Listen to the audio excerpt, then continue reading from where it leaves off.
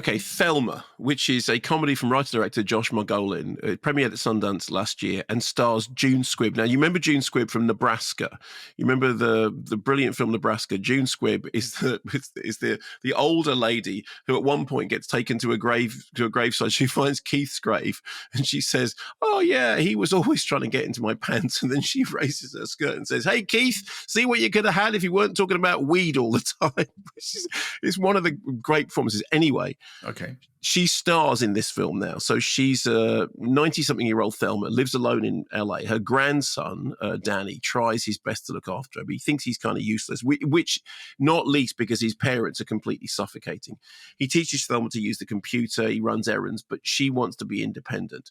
One day, she is scammed into parting with $10,000 after being rung up by somebody claiming to be her grandson, Danny, who tells her that he's been arrested after an accident. She pays the money, and then she realizes that it was a scam. Yes.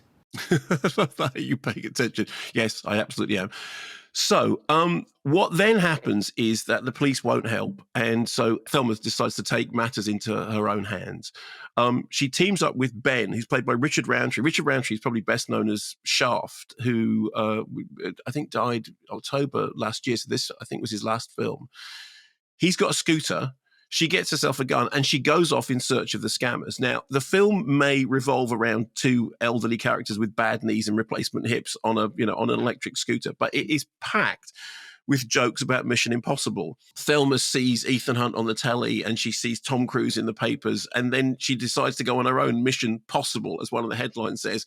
And when they do that, the whole thing is filmed like a Mission Impossible heist. They've got hearing aids which become like, earpieces like you'd use in a spy movie. There's a walk through a junk shop which becomes like one of the high-tech vaults in the Mission Impossible movies. It's very funny. It's very, very charming. It's got great performances by June Squibb and Richard Roundtree. They are really, really likable company and, really, really enjoyable.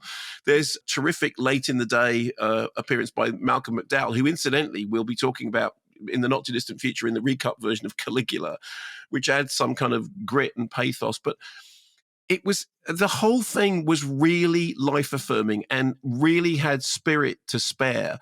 And incidentally, if you see the movie and love it, which you will do, stay to the end, because there's a lovely little tag at the end with a clip of the person that inspired the central character.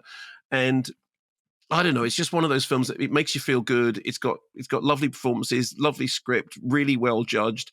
And it owes more to Mission Impossible than it does to Nebraska. and June Squibb's fab. Very good. Well, it sounds very engaging.